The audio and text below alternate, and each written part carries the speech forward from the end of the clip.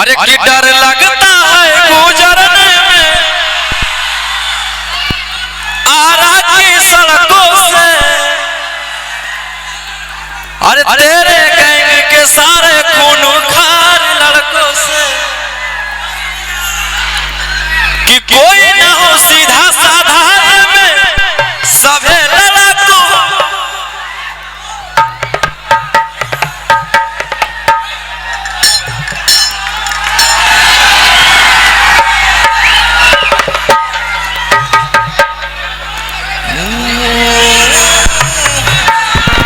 अरे कि डर लगता है गुजरने में पटना की सड़कों से और तेरे गैंग के सारे खून खार लड़कों से। भैया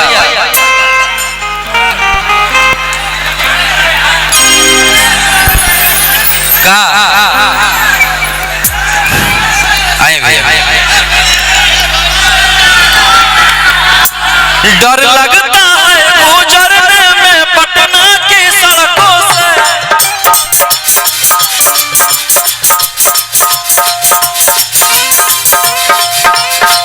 डर लगता है गुजरने में पटना की सड़कों से तेरे गैंग के सारे खून खार लड़कों से।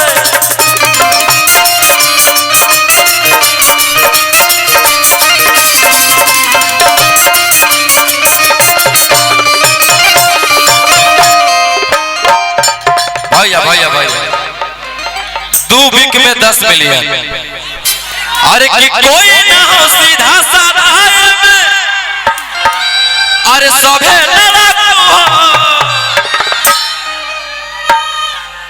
कौन कौन गाना सुने?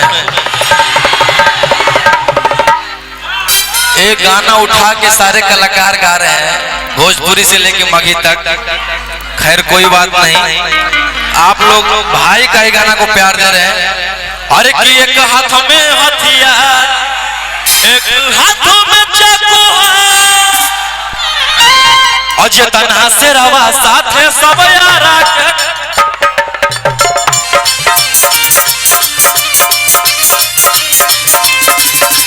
जे तन्हा से रवा साथे सब यारा के डाकू।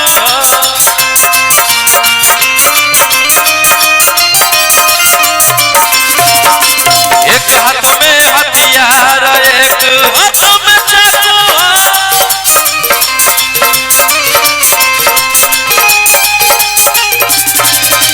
जितना से रवा साथे सब यारा के डाकू।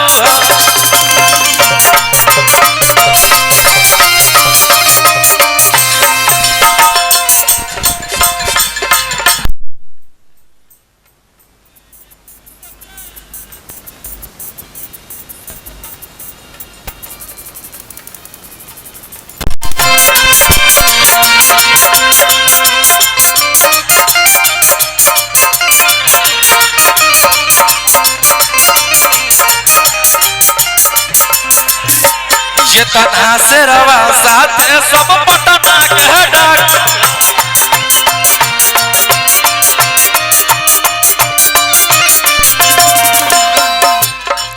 भैया और एक बड़ा गाना। अरे कि हमारा मारे खातिर के करा दे भी तू सुपारी गे छौरी।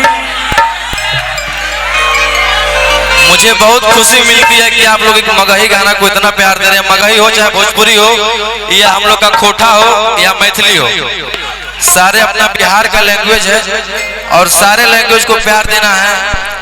और भाई हम लोग का मगही भोजपुरी खूब भाई भाई भाई मेरे love you love you love you love you love you भैया भैया ठीक ठीक। अरे भाई भाई अरे एगो से रवा जेल के भीतर कई गो से रवा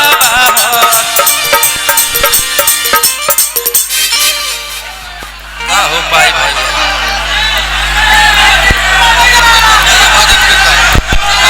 ऐसे कीजिएगा तो भैया सारा कार्यक्रम भक्ति होगा, फिर लोकगीत एक भी नहीं गाएंगे।